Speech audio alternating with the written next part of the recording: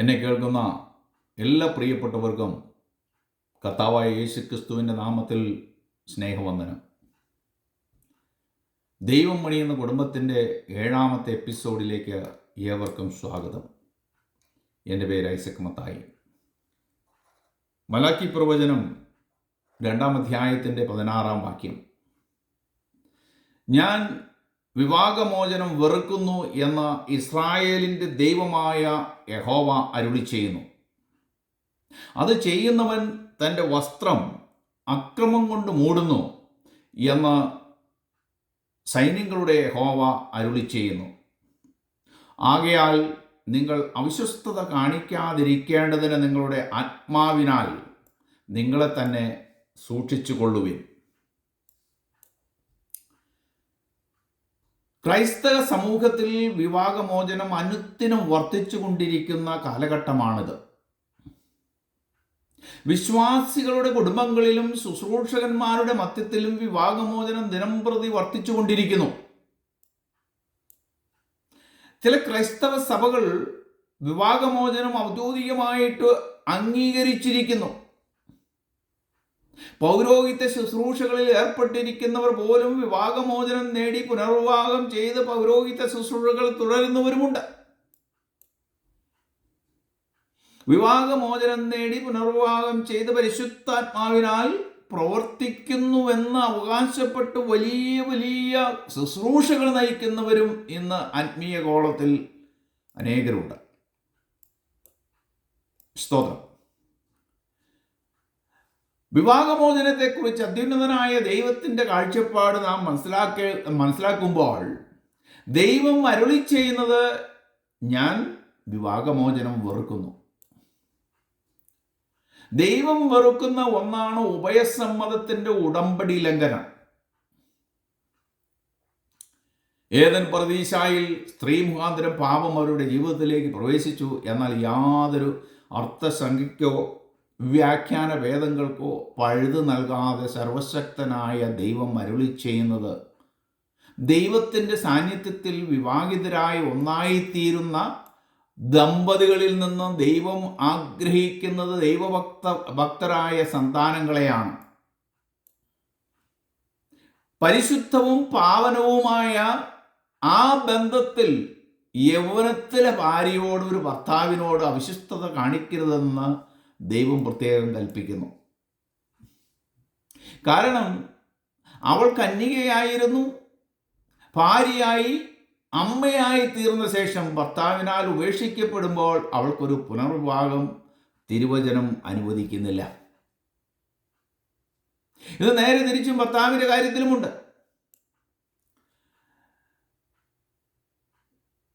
യൗവനത്തിലെ ഭാര്യയുമായി ദൈവസന്നിധിയിൽ ഉടമ്പടി ചെയ്തിരിക്കുന്ന ഒരുവൾ അവിശ്വസ്തത കാണിക്കുകയോ അവൾ മറ്റേയാളെ ഉപേക്ഷിക്കുകയോ ചെയ്ത ശേഷം തൻ്റെ ബലിപീഠത്തിൽ കണ്ണുനീർ കൊണ്ട് മൂടിയാലും ദൈവം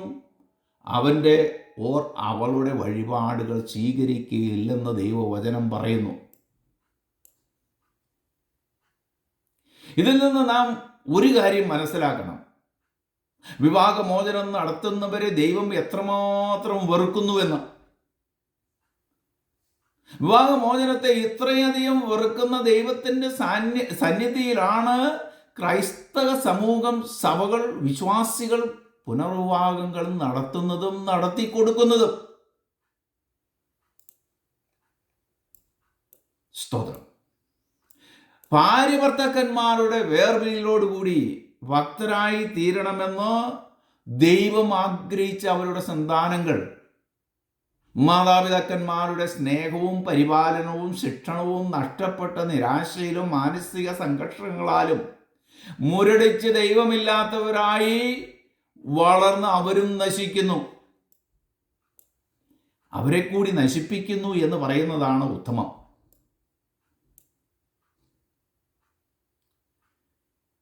തിരുവചനം പറയുന്നത് സമ്മതത്തിൻ്റെ ഉടമ്പടിയാലുള്ള ഭാര്യ എന്നാണ്. ഇവിടുത്തെ ഉടമ്പടി ദൈവവുമായിട്ടുള്ള ഒരു ഉടമ്പടിയാണ്. മാനുഷിക നിയമം വിവാഹത്തെ ഇരുപക്ഷക്കാരുടെയും സമ്മതത്തോടെ മാറ്റം വരുത്താവുന്ന ഒരു സാധാരണ കോടതി വിധിയായി പരിഗണിക്കുമ്പോൾ, ദൈവിക നിയമം വിവാഹത്തെ ഭർത്താവ്, ഭാര്യ, ദൈവം എന്നീ 3 വ്യക്തികൾ ഉൾപ്പെട്ട ഒരു ഉടമ്പടിയായിട്ടാണ് പരിഗണിക്കുന്നത്.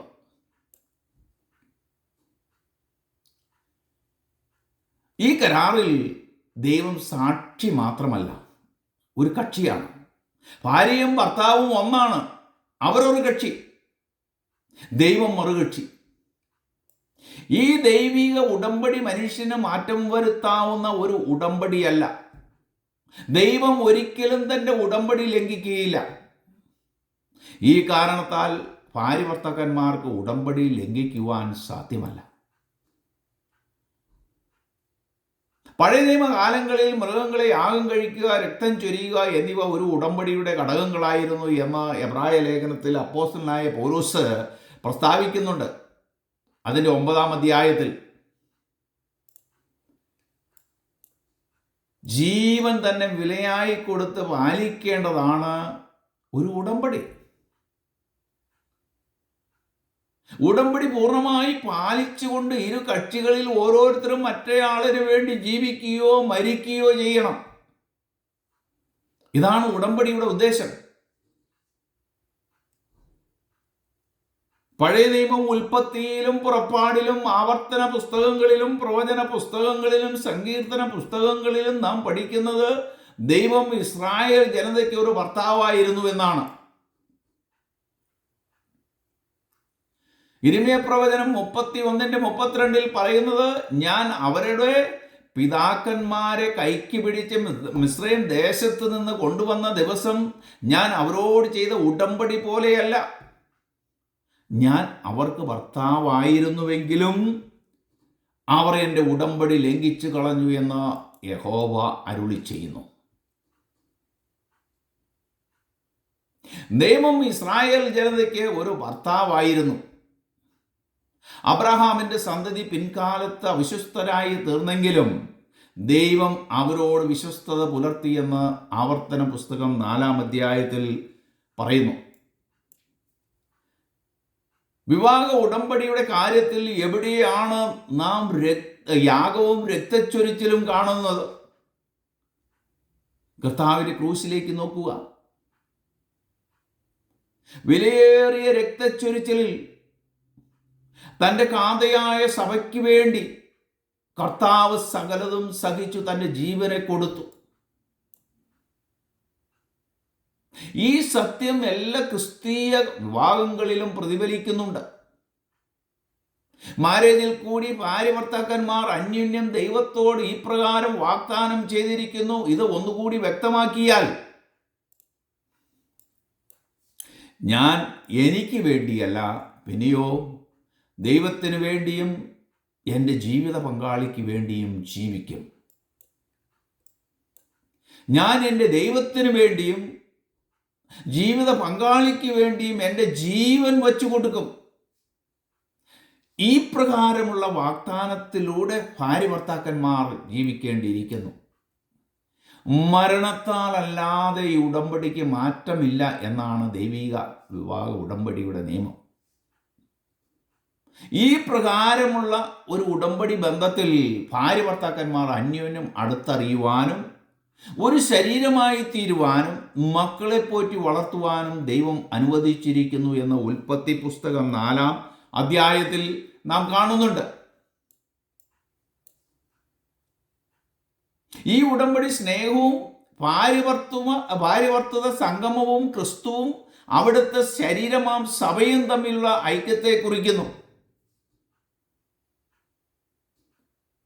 കർത്താവ് തൻ്റെ കാന്തയായ സഭയ്ക്ക് വേണ്ടി തൻ്റെ ജീവൻ അർപ്പിച്ചതുപോലെ ഭർത്താവ് തൻ്റെ ഭാര്യയ്ക്ക് വേണ്ടി ജീവൻ വച്ചു കൊടുക്കണം.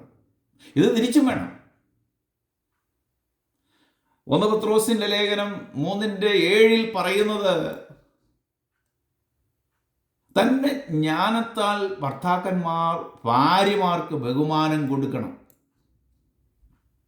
ഇവിടെ ബഹുമാനം കൊടുക്കുക എന്ന വാക്ക് പ്രത്യേകം ശ്രദ്ധിക്കേണ്ടിയിരിക്കുന്നു. ഒരു ഭാര്യ കർത്താവിന് എന്ന പോലെ തൻ്റെ ഭർത്താവിന് കീഴടങ്ങിയിരിക്കണം. അതായത് ഒരു ഭാര്യയുടെ മഹത്വമാണ് ഭർത്താവിന് കീഴടങ്ങിയിരിക്കുക എന്നുള്ളത്. ഇന്ന് ഈ കാലഘട്ടത്തിൽ ഈ കീഴടങ്ങിയിരിക്കുക എന്നുള്ളത് കാണുവാൻ വളരെ പ്രയാസമുള്ള ഒരു കാര്യമാണ്. വിവാഹ ജീവിതത്തിൽ ശോധനകൾ, പരീക്ഷകൾ കടന്നു വരുന്നത് സർവ്വസാധാരണയാണ്. ഇങ്ങനെയുള്ള ശോധനകൾ കടന്നു വരുന്നത് കൊണ്ട് ദൈവികമായ പ്രയോജനം ലഭിക്കും എന്ന പ്രത്യാശ ഭാര്യ ഭർത്താക്കന്മാർക്ക് ഉണ്ടായിരിക്കണം. ശോധനകൾ കൂടാതെ വിവാഹ ജീവിതം അതിൻ്റെ പൂർണ്ണതയിലേക്ക് എത്തുന്നില്ല. ശോധനകളിൽ കൂടിയാണ് ഭാര്യ ഭർത്താക്കന്മാർ സഹിഷ്ണുത പഠിക്കുന്നത്. ഭാര്യ ഭർത്താക്കന്മാരുടെ ഐക്യത, സ്നേഹം, സഹകരണം ഇവയെല്ലാം ക്രിസ്തു തന്റെ സഭയെ സ്നേഹിച്ചതുപോലെ തന്നെ, അതായത് ക്രിസ്തു തന്നെത്താൻ ഏൽപ്പിച്ചു കൊടുത്തതുപോലെ തന്നെ ഒരു ഭർത്താവ് തൻ്റെ ഭാര്യയെ സ്നേഹിക്കണമെന്ന് തിരുവചനം പഠിപ്പിക്കുന്നു. നിന്റെ ഭാര്യ നിനക്ക് സ്വർഗസ്ഥനായ പിതാവിൽ നിന്നുള്ള ഒരു ദാനമായിരിക്കിയാൽ അവൾ തൻ്റെ എല്ലാ തെറ്റുകളോടും കൂടെ തന്നെ ഭർത്താവിൻ്റെ ദൃഷ്ടിയിൽ സൗന്ദര്യവതിയായിട്ടാണ് കാണപ്പെടേണ്ടത്. ഭാര്യ ഭർത്താക്കന്മാരുടെ സ്നേഹത്തിന് കണ്ണും മൂക്കും ഹൈറ്റും വെയിറ്റും നിറവും എഡ്യൂക്കേഷനും ജോലിയും അല്ല നോക്കേണ്ടത്. മനസ്സിൻ്റെ പൊരുത്തമായിരിക്കണം, വണ്ണസ് ആയിരിക്കണം, എല്ലാത്തിലും ഉപരി സ്നേഹമായിരിക്കണം.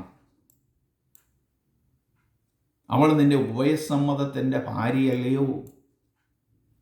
ക്രിസ്തു തൻ്റെ സഭയെ കണ്ടതുപോലെ തമ്മിൽ തമ്മിൽ കാണുവാനും കാര്യങ്ങളെ ഗ്രഹിക്കുവാനുള്ള കഴിവുണ്ടായിരിക്കട്ടെ എന്ന് പ്രാർത്ഥിച്ചുകൊണ്ട് ഞാൻ എൻ്റെ വാക്കുകളെ അവസാനിപ്പിക്കുന്നു.